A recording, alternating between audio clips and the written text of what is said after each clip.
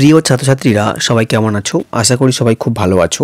আজ আমি তোমাদের সঙ্গে আলোচনা করতে চলেছি তোমরা যারা 2025 অর্থবর্ষে উচ্চ মাধ্যমিক দিতে চলেছো, তোমাদের মডার্ন কম্পিউটার অ্যাপ্লিকেশনের অধ্যায়ভিত্তিক ফুল সাজেশন আলোচনা করতে চলেছি, যা তোমাদের জন্য খুবই গুরুত্বপূর্ণ হতে চলেছে। আমি এর আগের অনেক ভিডিওতে অনেক ধরনের সাজেশন ভিত্তিক প্রশ্ন আলোচনা করেছি উত্তরসহ, কিন্তু আজ আমরা এই ভিডিওতে লাস্ট মিনিট সাজেশন পার্ট 3 নিয়ে আলোচনা করতে চলেছি। অর্থাৎ লাস্ট মিনিট সাজেশন নিয়ে এটা 3 নম্বর ভিডিও। অর্থাৎ এর আগের দুটো ভিডিওতে আমি আলোচনা করছি লাস্ট মিনিট সাজেশন নিয়ে। যদি তোমরা এই ভিডিওগুলো ভালো করে প্র্যাকটিস করো, অত ভালো করে যদি ফলো করো, তোমরা কিন্তু অনেকটাই কমন পেয়ে যাবে পরীক্ষাতে। তো যেখানে আমি আজকে MCQ, SAQ, HTML, SQL, Excel এবং এক্সেস থেকে বর্ণনামূলক প্রশ্নগুলি উত্তর সহ আলোচনা করে দেব আজকের এই ভিডিওর মাধ্যমে। তাই ভিডিওটি কোথাও স্কিপ না করে সম্পূর্ণ দেখতে থাকো, একটা লাইক করো, বন্ধুদের মধ্যে শেয়ার করো, আর এই চ্যানেলে নতুন হয়ে থাকলে চ্যানেলটি সাবস্ক্রাইব করে পাশে থাকা বেল আইকনটি অন করে রাখো। আর যারা সাবস্ক্রাইব করেছে তাদেরকে অসংখ্য ধন্যবাদ। তো চলো ভিডিওটি শুরু করা যাক। প্রথমে আমরা কিছু গুরুত্বপূর্ণ এমসিকিউ কোশ্চেন আলোচনা করব। অর্থাৎ তোমাদের এখানে মোট 21টা কোশ্চেন থাকবে। 21টা কোশ্চেনের মধ্যে 21টি তোমাদের করতে হবে। যার প্রথম কোশ্চেন এখানে রয়েছে, দেখো, এমএস এক্সেসে কোনো ব্যক্তির স্যালারি বোঝাতে নিচের কোন ডাটা টাইপটি প্রয়োজন? সঠিক উত্তর কী হবে? সঠিক উত্তর হবে অপশান সি, নাম্বার। পরবর্তী কোশ্চেন হলো 2 নম্বরে রয়েছে, এমএস এক্সেলে অটোফিলের বৈশিষ্ট্য হলো কি? সঠিক উত্তর হবে অপশান এ, কোনো ক্রমিক ডাটাকে ক্রমকে বর্ধিত করে। সঠিক উত্তর হলো অপশান এ। পরবর্তী কোশ্চেন রয়েছে, নিচের কোনটি মেটাডাটার বৈশিষ্ট্য নয়? সঠিক উত্তর হবে অপশান ডি, ইউজার ডাটা সংরক্ষণ করে। পরে রয়েছে, ডেটাবেসের স্ট্রাকচারকে কি বলা হয়? ডেটাবেস স্ট্রাকচারকে বলা হয় অপশান এ, স্কিমা। কোনো HTML কোডকে ড্যাশ এক্সটেনশন দিয়ে সেভ করা হয়। সঠিক উত্তর হবে .html। তো এখানে কিন্তু আরেকটা থাকতে পারে .htm। তো এক্সটেনশন কিন্তু দুটো রয়েছে, একটা .html আর একটা হলো .htm। এখানে AB উভয় থাকতে পারে। ভালো করে অপশানগুলো পড়ে তারপরে দাগ দেবে, ঠিক আছে। পরে রয়েছে, ক্লাস সি আইপি অ্যাড্রেসের নেটওয়ার্ক আইডি প্রথম 3টি বিট কী হবে? সঠিক উত্তর হবে 110। ক্লাস এ হলে 0, ক্লাস বি হলে 10, ক্লাস সি হলে 110। পরে রয়েছে, একটি 2 ইনপুট লজিক গেটের কমপক্ষে একটি ইনপুট 1 হলে আউটপুট 0 হয়। নিচে কোন গেটটিকে বোঝায়? সঠিক উত্তর হবে অপশান বি, নর গেটকে বোঝায়। পরে রয়েছে, স্প্রেডশিটের 5তম রো এবং 10তম কলামের সেল অ্যাড্রেসটি কী হবে? স্প্রেডশিট মানে এখানে এমএস এক্সেলকে বোঝানো হয়েছে। তো 5তম রো এবং 10তম কলাম, তো এখানে সবসময় 10 নম্বর কলামটা এখানে কাউন্ট করা হবে। অর্থাৎ ABCDকে রাখতে হবে, ABCDEFGHIJ, অর্থাৎ যে নম্বরের 10 নম্বর হচ্ছে, তাহলে এখানে সঠিক উত্তর হবে জে, এবং কলাম রো নম্বর রয়েছে এখানে 5, অর্থাৎ সঠিক উত্তর হবে বি, J5। পরে রয়েছে, IX-এ রিলেশনাল অ্যালজেব্রাতে পাই চিহ্নটি ব্যবহার করা হয় ড্যাশ অপারেশনে। সঠিক উত্তর হবে পাই চিহ্ন ব্যবহার করা হয় প্রজেকশন অপারেশনে ব্যবহার করা হয়। পরে রয়েছে কি, একটি ডেটাবেস টেবিলে 5টি অ্যাট্রিবিউট থাকলে সেটির ডিগ্রি কী হবে? সঠিক উত্তর হবে 5। এনআইসি প্রোগ্রাম কি? এনআইসি প্রোগ্রাম হলো নেটওয়ার্ক ইন্টারফেস কার্ড। তো এখানে কিন্তু অপশানটি ভালো করে স্পেলিং দেখে দাগ দেবে, অর্থাৎ এখানে হবে option B, network interface card. পরবর্তী কোশ্চেন হলো, একটি অক্টাল টু বাইনারি এনকোডার সার্কিটের কয়টি আউটপুট লাইন প্রয়োজন? সঠিক উত্তর হবে অপশান বি, 3টি। পরবর্তী কোশ্চেন হলো, কোনো 4 বিট অ্যাডার সার্কিটের ট্রুথ টেবিলে কতগুলি অনুভূমিক সারি থাকতে পারে? সঠিক উত্তর কী হবে? 4টা হলে কত হবে? অপশান ডি, 16টি, কারণ 2^4 সমান 16। 3 হলে কত হবে? 2^3 সমান 8।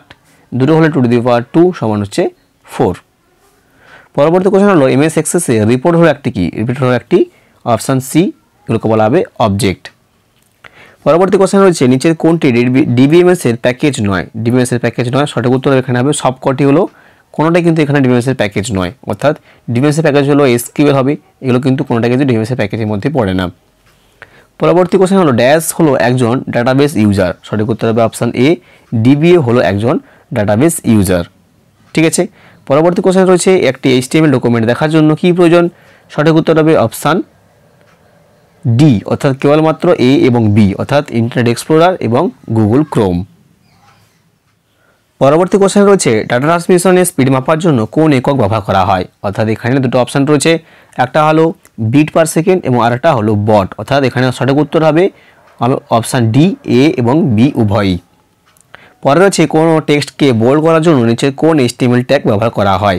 সঠিক উত্তর হবে বোল্ডের জন্য বি ট্যাগ ব্যবহার করা হয়। পরে রয়েছে, নিম্নোক্ত কোন কম্বিনেশনাল সার্কিটটি ডাটা সিলেক্টর এসে কাজ করে? সঠিক উত্তরটা হলে অপশান সি, মাল্টিপ্লেক্সার। পরে রয়েছে প্লাস চিহ্ন দ্বারা কোন লজিক্যাল অপারেশনকে চিহ্নিত করা হয়? প্লাস চিহ্ন দ্বারা হলে অপশান এ অর গেটকে চিহ্নিত করা হয়। তো এই ছিল এমসিকিউ কোশ্চেন। তো এর আগে অনেক ভিডিওতে কিন্তু আমি এমসিকিউ কোশ্চেন আলোচনা করেছি এবং পোস্টের মধ্যে অনেক রকম কোশ্চেন সেখানে আপলোড করা হয়। তোমরা সেখানে পার্টিসিপেট করবে, অনেকটাই তোমাদের সুবিধা হবে এমসিকিউতে 21-21 পেতে। ঠিক আছে, তো যে ধরনের কোশ্চেন আসে এখানে, তো এই ধরনের কমনই আসে, কোনো এক্সট্রা কোনো বিকল্প কোশ্চেন কিন্তু আসে না। যেরকম কোশ্চেনগুলো আপডেট হয়ে আসছে সেরকম কোশ্চেন কিন্তু তোমাদের পরীক্ষাতেই পাবে। ঠিক আছে, পরবর্তীতে রয়েছে এসে কি কোশ্চেন। এসে কিউ থেকে কোশ্চেনগুলো যেগুলো রয়েছে দেখো, একাধারে কোশ্চেন রয়েছে নিচে স্টেটমেন্টটি এক্সেল ফর্মুলা হিসেবে লেখো। অর্থাৎ লেখা আছে যদি A1 সেলের মান 50-এর বেশি হয় তবে B1 সেলে পাস, অন্যথায় B1 সেলে ফেল দেখাবে। তাহলে এখানে কোডটি কী লেখা হবে? আমাদের এখানে সিনটেক্সটি লিখতে হবে। অর্থাৎ সিনটেক্সটি হবে সমান ইফ প্রথম বন্ধনী শুরু A1 greater than 50, pass, fail, প্রথম বন্ধনী শেষ দিয়ে এন্টার দিতে হবে। কারণ এই ফাংশনের মধ্যে পড়ছে যদি A1 এর মান 50-এর বেশি হয় তাহলে পাস দেখাবে, না হলে ফেল দেখাবে। ঠিক আছে, বলে দিলাম উত্তরটা। পরে রয়েছে MS এক্সেসে উইজার্ড বলতে কী বোঝো? ঠিক আছে, এটা তোমরা বই পেয়ে যাবে। উইজার্ড বলতে কি, উইজার্ড, কোয়েরি, এগুলো কিন্তু বই অলরেডি পেছনে পেয়ে অলরেডি এক নজরে দেওয়া আছে, সেখান থেকে তোমরা প্রত্যেকটা কোশ্চেনের উত্তর পেয়ে যাবে। ঠিক আছে, পরে রয়েছে কোনো রিলেশনে এই কার্ডিনালিটি বলছে। কার্ডিনালিটি বলতে কী বোঝো? অর্থাৎ 3 দাগের কোশ্চেন, কোনো রিলেশনের কার্ডিনালিটি বলতে কী বোঝো? কার্ডিনালিটি কি? কোনো রিলেশনের মোট টুপল বা রো সংখ্যাকে ওই রিলেশনের কার্ডিনালিটি বলা হয়। মানে রো বা টুপলকে একসঙ্গে বলা হবে কি? কার্ডিনালিটি বলা হবে। অথবাতে রয়েছে ব্যাংকে কর্মরত মানুষই ওই ব্যাংকে কাস্টমারদের তথ্য রাখার জন্য নিচের টেবিলটি তৈরি করেছে। তাহলে ব্যাংকে এখানে কী আছে? অ্যাকাউন্ট নাম্বার রয়েছে, কাস্টমার নেম রয়েছে, ডেট অফ বার্থ রয়েছে, প্যান নাম্বার রয়েছে, ওপেনিং ব্যালেন্স রয়েছে। তাহলে কোশ্চেন এখানে কী দেওয়া আছে? কোশ্চেনটা দেওয়া আছে টেবিলের কোনো ফিল্ডটিকে প্রাইমারি কি হিসেবে ব্যবহার করা হবে। তাহলে অ্যাকাউন্ট নম্বর কিন্তু এখানে একই রকম কিন্তু দুজনের হতে পারে না। কাস্টমার নেম হতে পারে, ডেট অফ বার্থ হতে পারে, ওপেনিং ব্যালেন্সও হতে পারে, কিন্তু এখানে অ্যাকাউন্ট নম্বর এবং প্যান নাম্বার কিন্তু একই রকম হতে পারে, অর্থাৎ ইউনিক হবে। ঠিক আছে, তাহলে এখানে প্রাইমারি কী হবে? প্রাইমারি কী হলো? অ্যাকাউন্ট নাম্বার এবং প্যান নাম্বার হচ্ছে এখানে প্রাইমারি কি হিসেবে নির্বাচন করা হবে। ঠিক আছে, বুঝতে পেরেছো নিশ্চয়ই। পরে রয়েছে 4 দাগে ডেটাবেসে এন্টিটি বলতে কী বোঝো? ডেটাবেস এন্টিটি কি না, যে সময়জাতীয় বিষয় শ্রেণী বা সম্পর্কে তথ্য সংরক্ষিত থাকে তাকে বলা হবে এন্টিটি। মানে যাকে আমরা, যে বিষয়টাকে আমরা বিশেষভাবে তথ্য সংগ্রহ করে রাখবো তাকে বলা হবে এন্টিটি বলা হবে। ঠিক আছে, পরে হচ্ছে দেখো ডাটাবেসে মেটাডাটা বলতে কী বোঝো? মেটাডাটা বলে কি? ডাটা সম্বন্ধে ডেটাকে মেটাডাটা বলা যেতে পারে। কি বললাম? ডাটা সম্বন্ধে ডেটাকে মেটাডাটা বলা যেতে পারে, এবং বই কিন্তু আর ভালো করে দেওয়া আছে, তোমরা ডেটাবেস সেক্টরে পেয়ে যাবে। পরে হচ্ছে একটা দেখো একটা টেবিল দেওয়া আছে এখানে, নিচে টেবিলটি তৈরি করার জন্য প্রয়োজনীয় HTML কোডটি লেখো। শুধুমাত্র টেবিলটা দেওয়া আছে এখানে, তো এই টেবিলটি তোমাদের কিন্তু তৈরি করতে হবে। ঠিক আছে, এর উত্তরটা কী হবে আমাদের বলে দিচ্ছি। দেখো এখানে যে টেবিলটা দেওয়া আছে এখানে কিন্তু কোনো হেডার নেই, অর্থাৎ একটা ছোট বক্স করে দেওয়া আছে। বক্সের মধ্যে কিন্তু অলরেডি 3টা বক্স করে দেওয়া আছে, এখানে মাঝখানে একটা, এবং প্রত্যেকটা ডেটা দেওয়া আছে। তো এখানে কোনো হেডার নেই, প্রতিটা এখানে ডেটা। তাহলে যেরকম আমরা তৈরি করি, প্রথমে HTML, তারপরে হেড, টাইটেলের মধ্যে দিয়ে দিলাম টেবিল, টাইটেল শেষ, হেড শেষ, বডি শুরু, দিয়ে এখানে টেবিল বর্ডার 1 দিয়ে দিলাম। দেওয়ার পর টিআর অ্যালাইন শুরু হয়ে গেল। সেন্টারের মধ্যে আমরা প্রত্যেকটা অক্ষর রয়েছে ABCD লেখা আছে। তাহলে TD অনুযায়ী প্রত্যেক লেখা হবে ABCDEF, এভাবে লেখা ছিল। তাহলে এখানে ছিল A, এটা B, এটা C, এটা D, এটা E, এটা হচ্ছে F। তাহলে লেখা হবে কী হবে? রো হিসেবে লেখা হবে, রো অনুযায়ী লেখা হবে। তাহলে প্রথমে ABC রয়েছে, তাহলে টিডির মধ্যে ABC, TR শেষ, একইভাবে আবার TR লাইন সেন্টার লিখলাম। তার মধ্যে আবার থাকবে কি TDতে DEF, মানে আবার একইভাবে রো অনুযায়ী আবার লেখা হলো।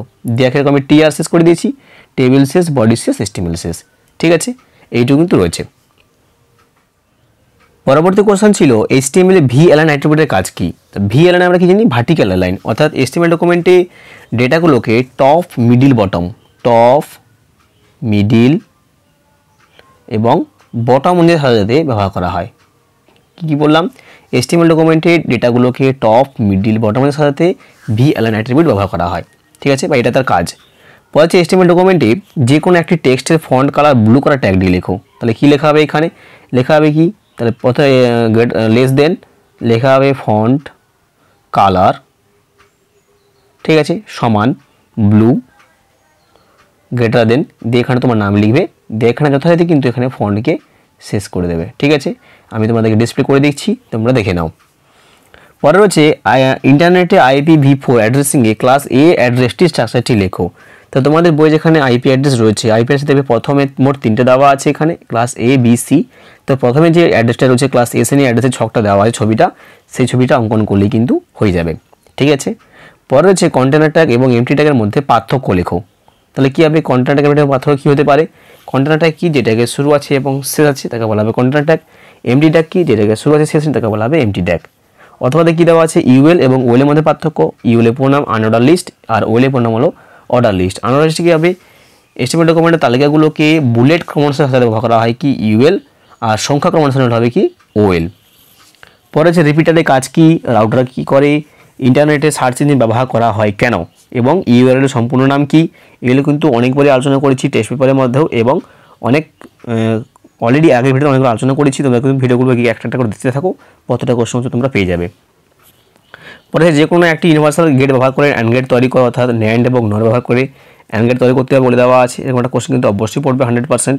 ঠিক আছে, পরে রয়েছে একটি 4x1 মাল্টিপ্লেক্সারের লজিক সার্কিটটি অঙ্কন করো।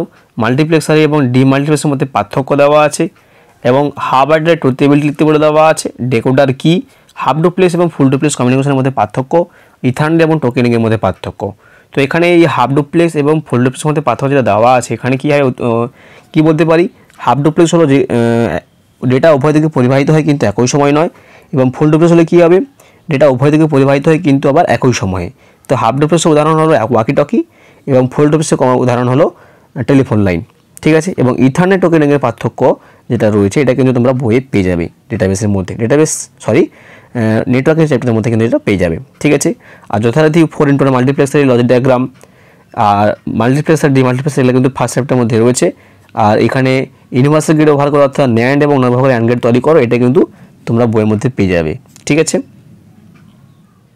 এবার আমরা আলোচনা করবো বিভাগ কতে, অর্থাৎ যেখানে আমাদের লং কোশ্চেনগুলো থাকবে, একটা দাগ থাকবে 7 মার্ক করে, মোট 5টা দাগ থাকবে, এবং প্রত্যেকটা দাগে একটা করে অথবা থাকবে। তো প্রথমে থাকবে অঙ্ক থেকে যেগুলো থাকবে, অর্থাৎ ম্যাথমেটিক্স থেকে যে কোশ্চেনগুলো আসবে। প্রথমে রয়েছে হাফ সাবস্ট্রাক্টর সার্কিটের ডিফারেন্স এবং বড় সার্কিট অঙ্কন করো। তো আমি কিন্তু আগের ভিডিওতে হাফ নয় ফুল সাবস্ট্রাক্টরটা কীভাবে করতে হবে আমি দেখিয়ে দিয়েছি, এবং খুব পুরনো অনেকগুলো ভিডিওতে দেখতে পাবে যেখানে কিন্তু অলরেডি হাফ সাবস্ট্রাক্টর এবং হাফ অ্যাডার করে দেওয়া আছে। তো তোমাদের কিন্তু এবছর খুবই ইম্পর্ট্যান্ট যে হাফ নয় ফুল সাবস্ট্রাক্টর বেশি পড়তে পারি। ঠিক আছে, এটা কিন্তু বেশি ইম্পর্ট্যান্ট রয়েছে। আর একটা কোশ্চেন এখানে কী দেওয়া আছে, ডেসিমেল টু বাইনারি এনকোডার সার্কিটের ট্রুথ টেবিলটি লেখো। তো আমি কিন্তু 3টে গণিত তোমাদের দেখিয়ে দিয়েছি, অর্থাৎ অ্যাডার, সাবস্ট্রাক্টর, মাল্টিপ্লেক্সার। বাকি 3টে থেকে গেছে, যদি সময় হয় আমি পরীক্ষাটাকে করে দেওয়ার চেষ্টা করব। ঠিক আছে, পরে চট্টোপাধ্যায় বেসিক লজিক গেট যেমন অ্যান্ড অর নট গেট সাহায্যে এক্সঅর গেট অঙ্কন করো। সার্কিটটি শুধুমাত্র বেসিক গেট ব্যবহার করতে হবে, অর্থাৎ অ্যান্ড অর নটকে আমরা কি জানি, বেসিক গেট মানে কী রয়েছে, এক্সঅর গেটটাকে আমরা কীভাবে এক্সপ্রেশন করতে পারি, যেমন এক্সঅর গেটের এক্সপ্রেশন হচ্ছে A inverse B plus A B inverse, এটা হচ্ছে এক্সঅর গেটের এক্সপ্রেশন। মানে যেটাকে আমরা এ এক্সঅর বলে থাকি, এটা কম্পাউন্ড গেটে রয়েছে আর এটা এক্সঅর বেসিক গেটে রয়েছে। তো এই যে গেটটা রয়েছে এই গেটটাকে আমাদেরকে দেখাতে হবে সার্কিট অঙ্কন করে। ঠিক আছে, তোমরা অনেকে কিন্তু পারবে, যারা পারবে না বলে দিচ্ছি, এটাই তোমাদের অঙ্কন করতে হবে, অর্থাৎ বেসিক গেট ব্যবহার করে এক্সঅর গেট অঙ্কন করতে বলে তোমাদের এটাই দেখাতে হবে। এখানে কি করেছি দেখো, প্রথমে এখানে এ নিয়েছি, তারপরে বি নিয়েছি।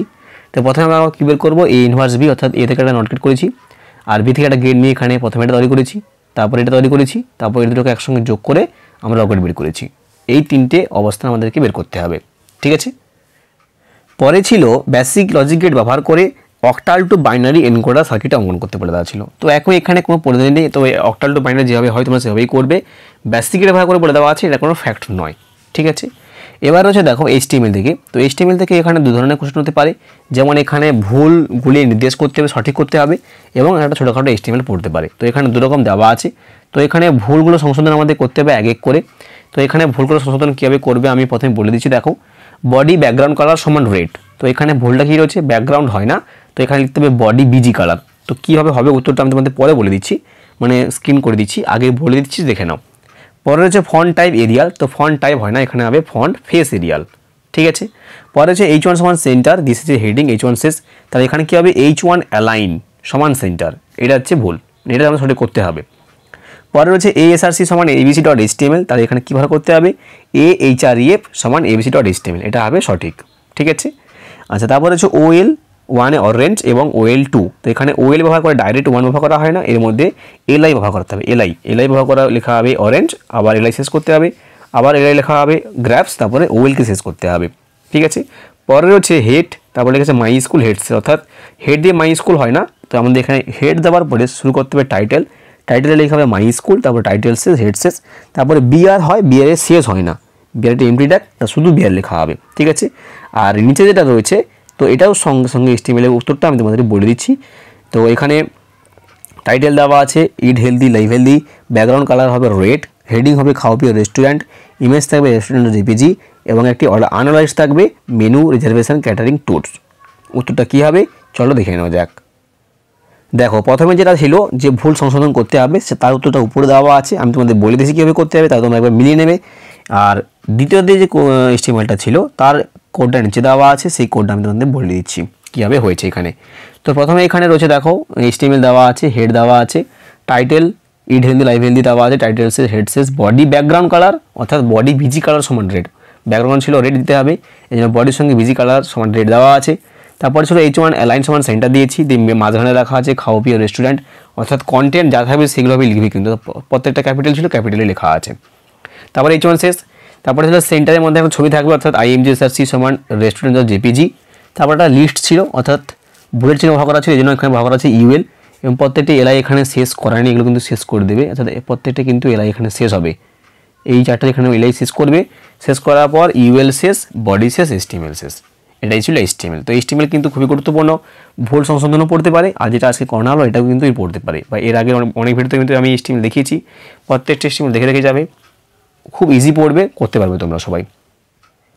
এবার আমরা দেখব SQL থেকে কী কোশ্চেনগুলো আসতে পারে। SQL থেকে দেখো একটা টেবিল দেওয়া আছে, তো টেবিল নেম দেওয়া আছে ব্যাংক কাস্টমার, তো টেবিলে এখানে করে দেওয়া আছে, অর্থাৎ এখানে আমাদের আউটপুট দেখাতে হবে। ঠিক আছে, যখনই আউটপুট দেখাতে বলবে, মানে যখন কোনো টেবিল থাকবে তখন কিন্তু তোমাদের আউটপুট দেখাতে হবে। ঠিক আছে, আর আউটপুট কীভাবে দেখাবে এবং SQLটা লিখবে কীভাবে আমি তোমাদের উত্তর সব বলে দিচ্ছি। যা প্রথম কোশ্চেন রয়েছে, যে সমস্ত কাস্টমারদের রেকর্ডগুলি দেখাও যাদের ব্যালেন্স অ্যামাউন্ট 35,000-এর বেশি।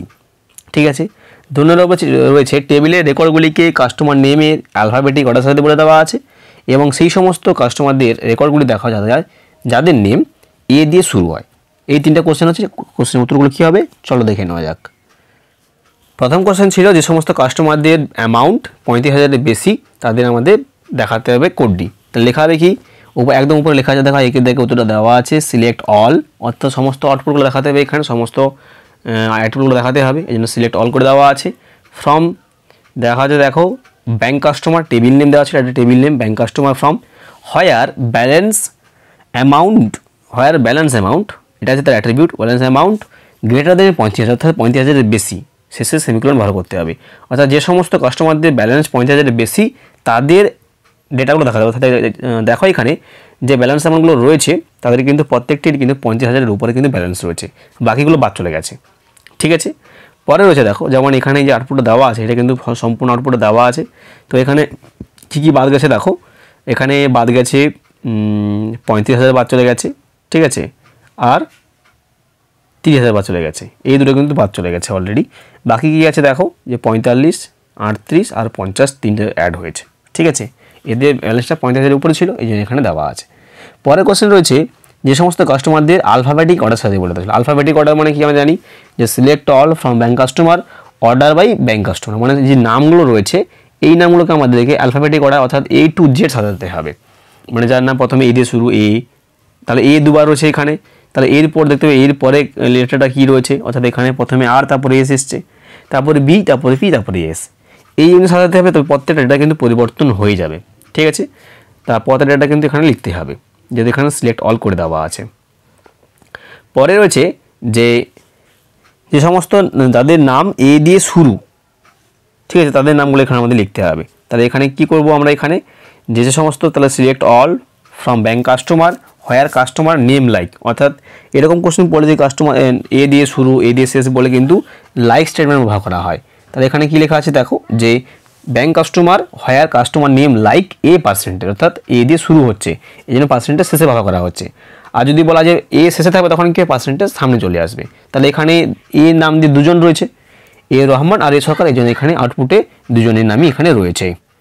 এবার আমরা জেনে নেব যে MS এক্সেল এবং ML এক্সেস থেকে যে কোশ্চেনগুলো এসছে, যেমন 4 দাগের এতে যে কোশ্চেনগুলো এসেছে দেখো এক্সেল থেকে ওয়ার্কশিটে কলাম উইথ কীভাবে চেঞ্জ করবে, ওয়ার্কবুকে নতুন কলাম কীভাবে ওয়ার্কশিট সংযোজন করবে এবং A1 সেল থেকে A5 সেলের ভ্যালুগুলি গড় নির্ণয় কীভাবে ফাংশনটি লিখব এবং কোনো সেলের ভ্যালু 50-এর বেশি হলে লেখাগুলি সবুজ রঙের হবে। তো 3টে কোশ্চেন তো বলে দেবো।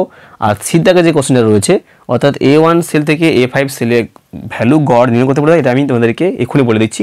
অর্থাৎ কী লেখা হবে, গড় বলে যাচ্ছে মানে কী হবে, এভারেজ সমান চিহ্ন দেবে, দিয়ে লিখবে এভারেজ AVERAGE, স্পেলিং যেন ভুল না হয়। এভারেজ লিখবে, প্রথম বন্ধনী শুরু করবে, দিয়ে বলে দেওয়া আছে A1 থেকে A5, দিয়ে লিখবে A1 = A5 প্রথম বন্ধনী শেষ দিয়ে এন্টার করলেই কিন্তু হয়ে যাবে। আর বাকি 3টা কোশ্চেনের উত্তর আমি এখন তোমাদের বলে দিচ্ছি। প্রথম কোশ্চেন ছিল কলামের প্রস্থ পরিবর্তন, অর্থাৎ কলামের উইথ কীভাবে আমরা পরিবর্তন করব। ঠিক আছে, তো এখানে তার উত্তর দেওয়া আছে। দেখো 1 নম্বরে হচ্ছে ওয়ার্কশিটে যে কলাম বা প্রস্থ পরিবর্তন করতে চাই সেই কলামটিকে সিলেক্ট করতে হবে এবং ওই নির্বাচিত কলামের উপর মাউস রাইট ক্লিক করে কলাম উইথ অপশানে ক্লিক করলে কলাম উইথ নামে একটি বক্স আসবে এবং সবশেষে ওই কলাম উইথ বক্সে কলাম উইথ টেক্সটে ওকে বাটনে ক্লিক করতে হবে, তখন আমি কী বলবো, কলামের উইথটি পরিবর্তন হয়ে যাবে। বিদ্যার কোশ্চেন ছিল ওয়ার্কবুকে একটা নতুন ওয়ার্কশিট কীভাবে অ্যাড করব, সেটা এখানে দেওয়া আছে যে কোনো সিট ট্যাবের উপর মাউস রাইট ক্লিক করলে ইনসার্ট অপশানে ক্লিক করলে অলরেডি কিন্তু একটা নতুন ওয়ার্কশিট অ্যাড হয়ে যাবে।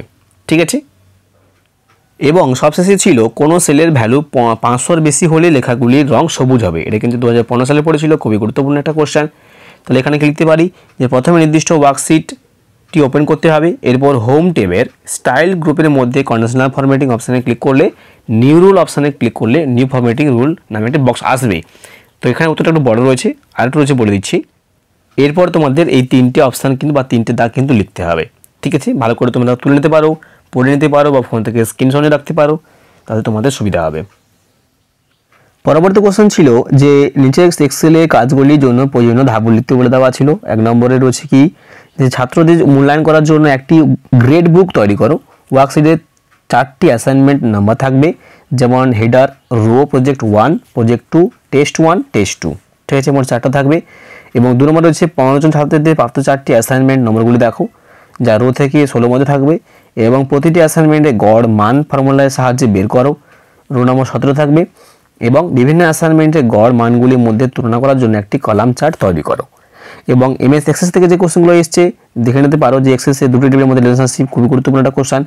অটো রিপোর্ট তৈরি করার ধাপ এবং ফর এবং কোয়ারিতে ধাপ এবং নতুন টেবিলে একটা নতুন ডাটা কীভাবে সংযোজন করবো তার জন্য রেকর্ড মুছে ফেলা পদ্ধতিগুলো আমাদের এখানে লিখতে হবে। তো এই কোশ্চেন উত্তরগুলো তো অলরেডি তোমরা বইয়ে পেয়ে যাবে, কিন্তু এক্সেলে যে কোশ্চেনটা রয়েছে এই দাগটা কিন্তু তোমাদের বই কোথাও নেই। তো আমি তোমাদের পরে করে দেওয়ার চেষ্টা করবো, আর তোমাদের পরীক্ষাতে না পড়ার সম্ভাবনাও রয়েছে। বাকি 5-এর দাগের এক্সেসের কোশ্চেনগুলো কিন্তু খুবই গুরুত্বপূর্ণ, এগুলো কিন্তু তোমরা ভালো করে বই থেকে পড়ে নেবে। ঠিক আছে, তো এই ছিল আজকের আপডেট। তোমরা নিশ্চয়ই বুঝতে পেরেছো, তোমাদের এখনও পড়াশোনা শুরু করেনি। তো এখান থেকে কিন্তু ভালো করে লক্ষ্য করে তোমরা অবশ্যই এখান থেকে অনেক কিছু কোশ্চেন কমন পাবে। আর আরও নতুন নতুন আপডেট আসবে পরীক্ষা আগে পর্যন্ত লাস্ট মিনিট সাজেশন হিসেবে। তাই লাইক করে রাখো আর ভিডিওর মধ্যে শেয়ার করো বন্ধুদের মধ্যে। ভালো থাকবে, দেখাচ্ছে পরবর্তী ভিডিওতে।